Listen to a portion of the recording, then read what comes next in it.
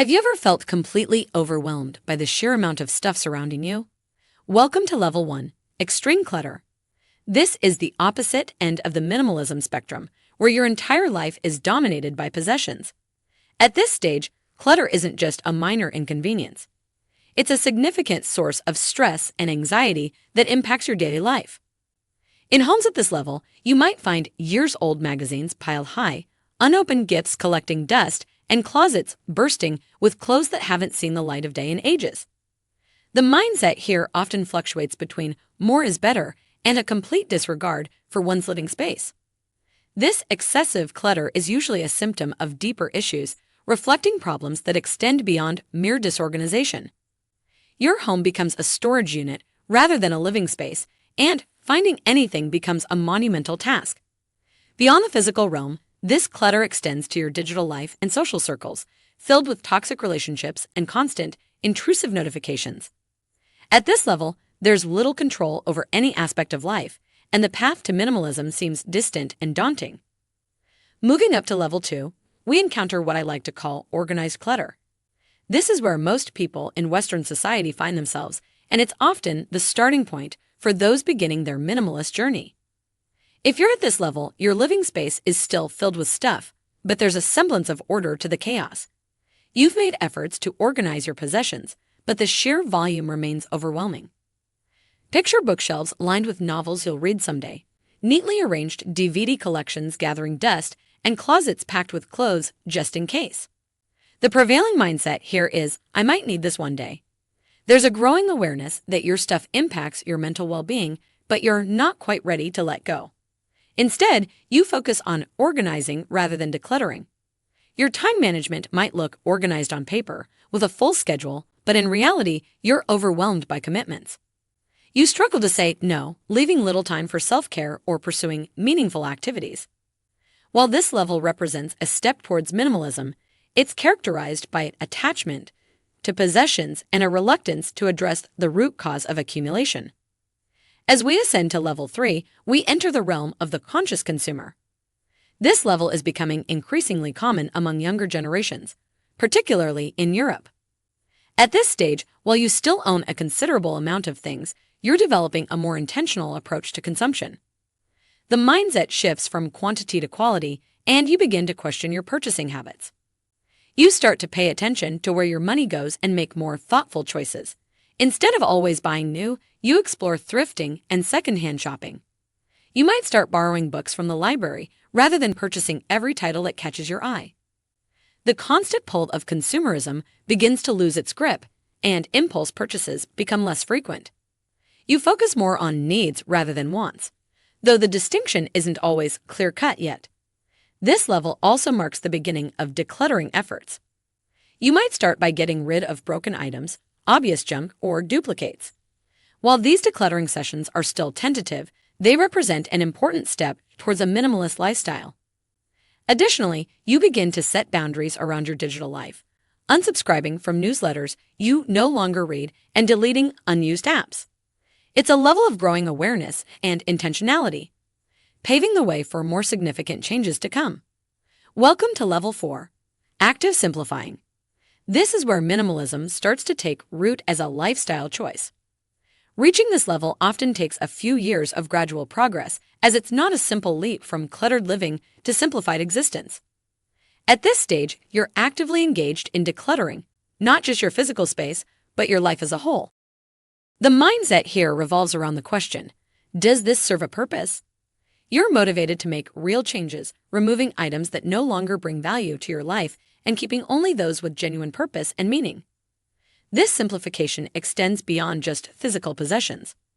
You start to reevaluate your commitments, schedules, goals, and values. Social obligations that no longer align with your priorities are reduced. Digital minimalism becomes a focus with a concerted effort to decrease screen time and clean up all your devices. You might start implementing self-care habits and morning routines, shifting away from constant business. This level often marks a significant improvement in mental health and well-being. The impact of simplifying becomes tangible, providing a sense of lightness and clarity that fuels further progress on your minimalist journey. At Level 5, we enter the realm of intentional living, where life starts to feel genuinely light and free. This is the stage where minimalism isn't just something you do, it's how you live. The major decluttering is behind you, and maintaining your simplified life requires much less effort. You're no longer constantly battling against clutter. Instead, you're living in alignment with your values. The mindset here is less is more, but it goes beyond just possessions. You shifted your focus from valuing things to prioritizing relationships, experiences, and well-being.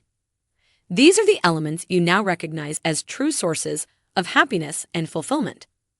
Your understanding of your personal values is clear, and you're actively living in accordance with them. This value-based life extends to your approach to sustainability. Minimalism isn't just about personal benefit anymore. You see it as a responsibility, understanding the broader impact your choices have on society and the planet. Your social circles may have become smaller, but they're infinitely more meaningful. You developed the confidence to live according to your choices, understanding that not everyone needs to approve of or understand your lifestyle.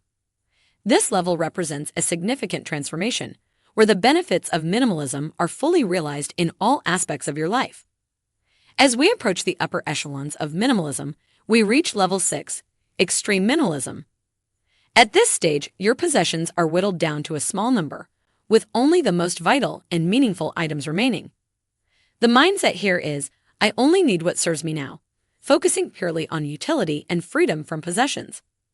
In practice, this might mean owning just a few pieces of clothing, having minimal or no furniture, and living in a space that's stripped down to the bare essentials. Some individuals at this level might choose to live in tiny houses or remote cabins, seeking to escape the distractions of busy city life. This lifestyle is often adopted by artists or writers who want to focus entirely on their work without distractions. Your habits and routines are centered around achieving peace of mind and focusing on what you consider truly important, whether that's your work, personal growth, or connecting with nature. Social obligations are minimal, and you might even prefer solitude, valuing the time it gives you to reflect and pursue your passions. At this level, your time, energy, and focus are free from material concerns, allowing for deep introspection and purpose-driven activities. While this level of minimalism isn't for everyone, those who embrace it often find a profound sense of freedom and clarity. At the pinnacle of our minimalism journey, we find level 7, ascetic minimalism. This is the most extreme form of minimalism, where your lifestyle closely resembles that of a monk. At this level, you've stripped away almost all possessions, retaining only what is absolutely necessary for survival and function. The mindset here is that possessions are a burden, and there's a complete detachment from the material world. In practice, this might mean living without any furniture at all, perhaps just a simple bed on the floor. Your diet is likely to be extremely simple, and your daily routines are stripped down to the bare essentials, often following the same pattern each day. At this level, you've eliminated virtually all aspects of digital life, no phones, computers, or televisions. This extreme simplification extends to your social connections as well. You may live in complete solitude or with a small group of like-minded individuals, often in a remote location or as part of a spiritual retreat. Your life is dedicated to something beyond the material world, usually spiritual or religious pursuits. The connection to the outside world is minimal or non-existent, allowing for a state of constant mindfulness and introspection. While this level of minimalism is not a goal for most people, elements of it, like periodic retreats or digital detoxes, can offer valuable insights into our relationship with possessions and society. And there you have it, the 7 levels of minimalism. From extreme clutter to ascetic simplicity, each level represents a unique approach to life and possessions. Remember, the goal isn't to reach level 7 unless that truly resonates with you. The beauty of minimalism lies in finding the level that brings you happiness and fulfillment.